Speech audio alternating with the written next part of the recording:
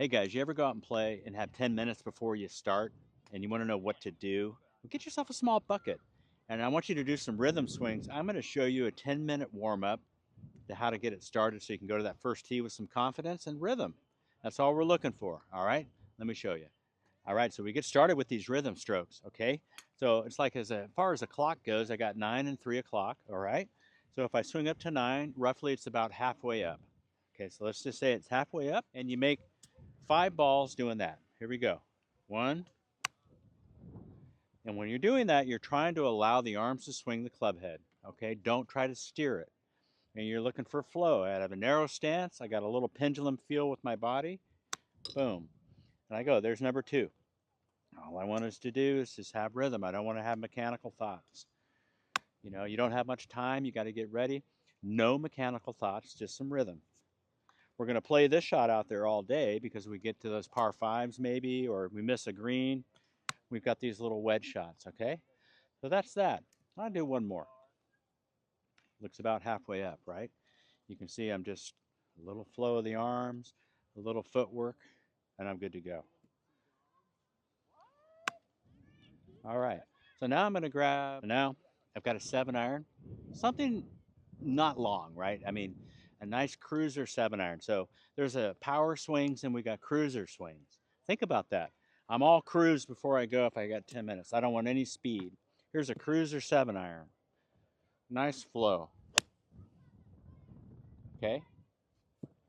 A couple of those. Then cruiser swing. I'm going to wind up. Think about unwinding. Probably one of the biggest things you want to tell yourself is to unwind, to get in the rhythm of the game. A lot of guys on the tour will say it takes them a few holes to get into the round.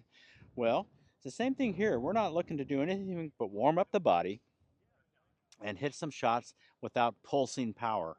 Okay, so that last 7-iron I hit great. I felt like I unwound my right shoulder through. That's an important key for you. Right shoulder through like this to keep the rotation of the body going.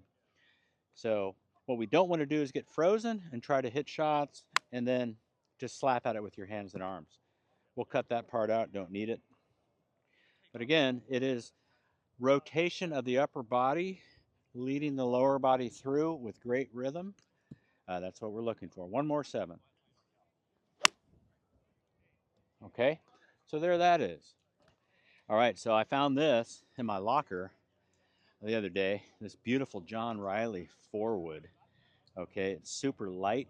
Um, and I've always noticed that with the piece of tree, when they carve the club head out of it, it's a solid piece of wood rather than the modern day clubs, which are hollow and they put foam and different things weighted here and there. And it's just kind of biased on probably the release of someone's swing relative to where they put the weights. For this dude, I noticed the ball doesn't side spin as much ever. So I picked it up. The first shot I hit, dead straight, very nice. And it's nice and light, which feels great because we are talking about that rhythm, right? Get that out of the way. There we go. Shoulders, turning, rhythm. All right, so I wouldn't be talking like this. I would have hit those 5 wedges, 3 or 4 of those 7-irons, a few of a fairway wood that you like, hopefully a lofted one, and then a couple drivers, and then we go.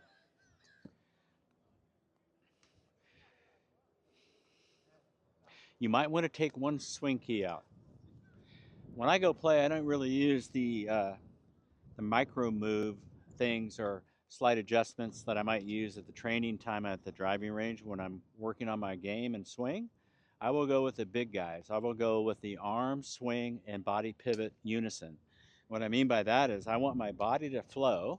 I want my body to wind up clockwise. And while I'm doing that, I'm going to allow my arms that are holding this club via the hands to go with it. And like a teeter-totter, rhythm pendulum action. That'll be like this.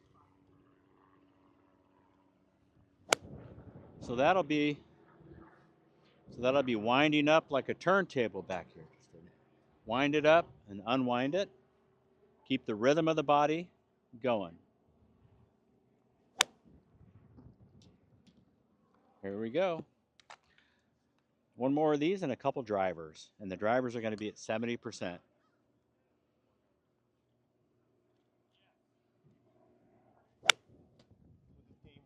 There we go. It's still in the air.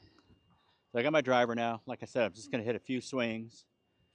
All right. Very rhythmic. Nothing rushed. 70%.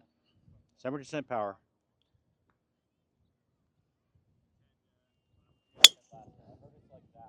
Good rhythm.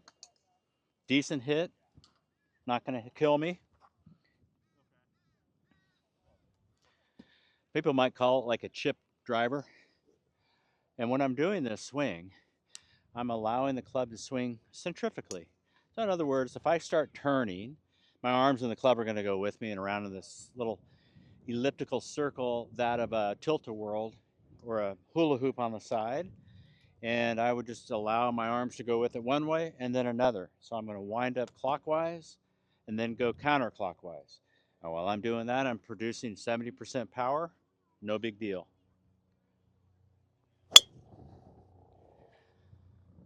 Dead straight, no curve. And believe me, you swing it 70% off the first hole, you're going to do well. Now, that doesn't mean like shut things down. That's the mistake that I see is like, hey, I want to swing easier, then I'm going to use less stuff, right? And I go, no, you're not going to use less stuff. You're going to get the production of power down. What does that mean? Well, you can still have the same length swing, but cut the miles per hour down. So I can either say 70%, or I can say, hey, right now my club head's swinging 30 miles an hour, and it will go a lot faster. 30-mile-an-hour club head.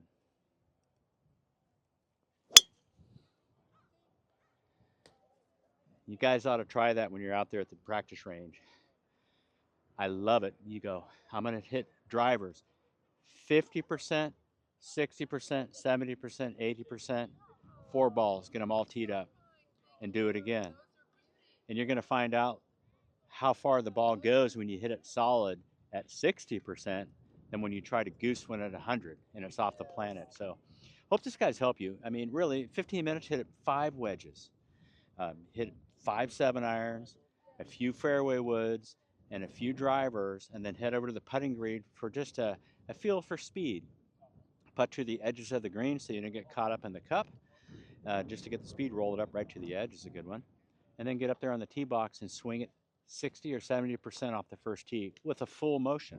So full motion is this 20-mile-an-hour full motion. Tiger Woods makes a lot of practice swings that looks like 5 miles an hour with the driver when he's getting ready to go. Most guys are. They're winding up and just kind of cruising it through. So I like the word cruiser.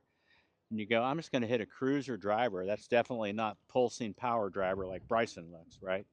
So hope you enjoy those tips. I can't wait to hear the mental aspect of this lesson here, taking it to the course the next time you play.